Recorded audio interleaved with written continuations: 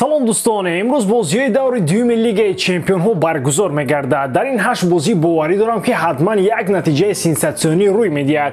Бешубҳа бозии Бавария ва Барселона марказӣ аст ва мо албатта аз саранҷоми он дар видеои оянда гап мезанем. Ҳоло фақат шуморо хотиррасон карданӣ будам ки имшаб лигаи чемпионон аст ва рӯзи дигар ҳам. Лайк ва комментария ҳамчунин аз меҳмонон ки ба ин канал қадам мегузоранд, ҳаминро мегӯем ки подписатсия кунед. Инҷо аз охирин навигариҳои футбол метавонед бохабар шавед. Дӯстон, лигаи чемпионҳо боз ба хонаи мо шумо баргашта бозиҳои топ-клубҳоро нишон медиҳад. Дар гурӯҳи марг Бавария дар майдони худ Левандовски ва дастаи нави ӯ Барселонаро пешвоз мегирад. Ливерпул бошад омадомади Аяксро интизор аст. Манчестер Сити қувваи худро бо Боруссия Дормунд месанҷад. Реал Мадрид бошад аз Лейпциг экзамен мегирад. Дуюм тури лигаи чемпионҳо моро чӣ гуна рақобатҳоро туҳфа мекарда бошад? Тамошои ҳама ин бозиҳоро шумо метавонед бо 1x ҷолибтар кунед. Дар он ҷо регистратсияи осон, пур кардани маблағ аст. Томи гӯшаву канори дунё, вале аз ҳама муҳим бонус то $100 дар аввалин пардохт бо промокоди AMG0777. ссилкаи бозӣ дар комментария. Ба ҳама муваффақият. Федерико Валверде дар системаи Реал аз соли 2016 то ин ҷониб қарор дорад. Он дар ин фурсату фосила тавонист дили миллионҳо мухлиси футбол ва алахусус тарафдорони Реалро тасхир кард. Ӯ то ҳадде бозингари ҳаматарафа аст ки Зидан ҳатто замони ӯро дар хатти дифои канорӣ истифода мебурд. Дилхоҳ мураббие ки ба Реал меомад эҳонати ин футболбозро қадр мекард. Заҳматкаш ва меҳнатдӯст будани Валверде гапи нав нест. Аз замони якумин бор дар сафи Реал бозӣ кардани ин ҳимоятгар ҳамагон хуб пай мебурданд ки ӯ барои даста ҳамаи корро мекунад. Метавонед лаҳзаи аз пос задани Маратаро дар бозӣ бори дарёфти суперҷоми Испания байни Реал ва Атлетико ба хотир оред. Ба Ливерпул маҳз чунин футболбоз дар маркази майдон лозим аст. Агар гӯем ки ба системаи клуб чунин футболбозон туғри мегиранд, дурусттар мешавад. Пас аз рафтани Вейналдум дар хатти ниҳимояи мерсиягиҳо мушкилиҳои хос дида мешавад. Ҳамин тобистоне ки гузашт, Ливерпул омода буд ки барои харидории Валверде талош намояд.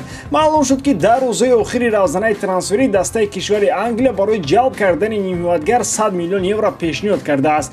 Он вақт мадридиҳо аллакай Каземироро ба Манчестер Юнайтед фурӯхта буданд ва албатта омодаи он набуданд ки боз як ниҳимоятгари дигарро аз даст бидиҳанд.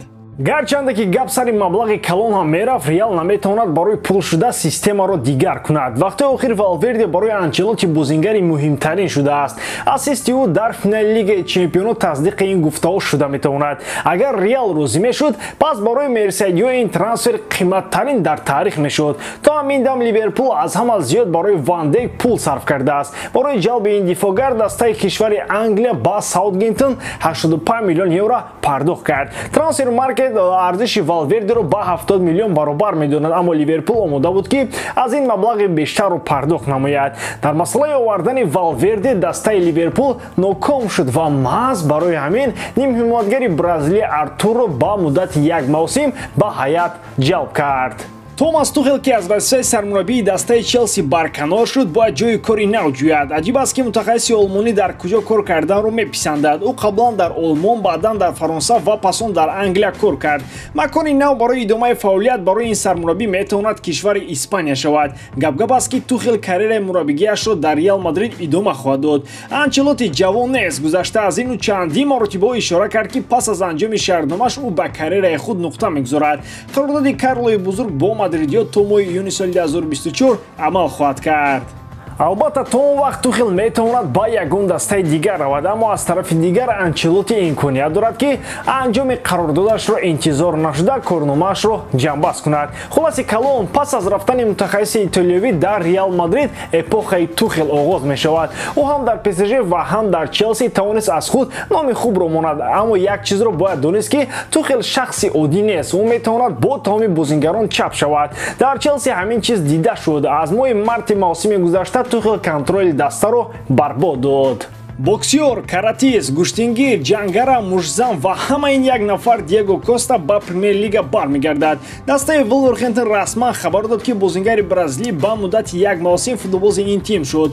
Қаблан Коста дар Премер-лигаи Англия бозӣ мекард ва шарафи дастаи Челсиро ҳимоя мекард. ӯ устухоншикани асосии Премер-лигаи Англия буд. Дар баробари бозии бисёр ифлос карданаш, Диего Коста ҳамеша рисолати асосиашро дар майдон адо менамуд. вазифаи асосии ӯ задани голҳо буд ки аз ӯҳдаи ин кор бо сарбаландӣ мебаромад. ӯ бо Жозе Мауриньо туғрӣ гирифт ва Челсиро қаҳрамон карданд. Аммо кори асосиро Диего Коста дар Атлетико Мадрид анҷом дода буд. Онҷо корномаҳои бузурги футболбози бразилии испанишударо фаромӯш нахоҳанд кард.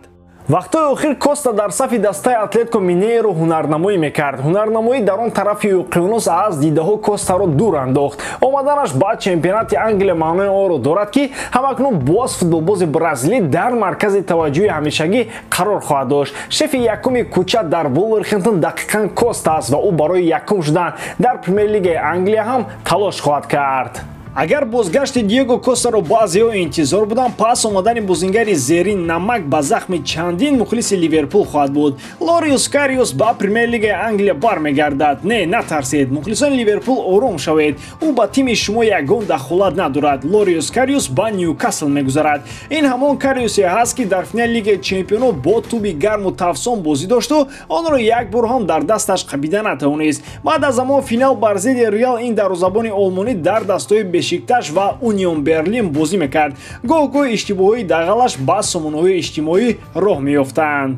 вақтҳои охир Кариус бедаста мегашт. аз ин лиҳоз дастаи кишвари Англия барои харид кардани дарвозабони олмонӣ ягон тим пардохт накард. ӯ ба ҳайси агенти озод футболбози ин тим шуд. Ньюкасл бо Лориус Кариус ба муддати ниммавсим шартнома имзо кард. ӯ то моҳи январи соли 2023 дар ин тим хоҳад буд. ҳамчунин дар шартномааш чунин омадааст, ки имконияти тамдид то охири мавсими 2022-23 вуҷуд дорад. яъне Ньюкасл эҳтиёт карда ин бозингарро ба сафи худ ҷалб намуд.